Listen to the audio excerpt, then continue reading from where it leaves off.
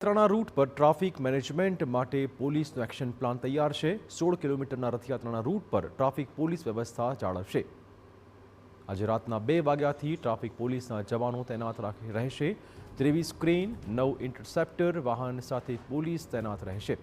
એક patrolling car અને સીસીટીવીથી સજ્જ 18 વાહનો પણ તેમાં સામેલ થશે। એક જેસીપી, 4 ડીસીપી, 6 એસીપી, 18 પીઆઈ રહેશે તૈનાત। 30 પીએસઆઈ, 800 ટ્રાફિક પોલીસ કર્મચારીઓ, 300 હોમગાર્ડના જવાનો ફરજ પર રહેશે।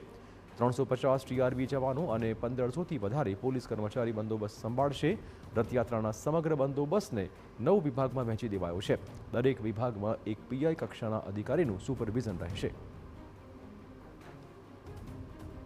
ટ્રાફિકની વાત કરીએ તો આવતીકાલે જે ભગવાન જગન્નાથજીની 149મી રથયાત્રા છે એ માટે થઈને એક જેસીપી કક્ષાના અધિકારી, 4 ડીસીપી, 6 એસીપી, લગભગ 18 જેટલા પીઆઈ, 30 પીએસઆઈ, 800 જેટલા અન્ય પોલીસ કર્મચારીઓ, 300 જેટલા હોમગાર્ડ અને 350 જેટલા ટીઆરબી જવાનો, એમ 1500 કરતાં વધારે ટ્રાફિકના જે જવાનો છે એ આ ભગવાન જગન્નાથજીની જે રથયાત્રા નીકળનાર છે એનો સુરક્ષા બંદોબસ્ત જાળવશે।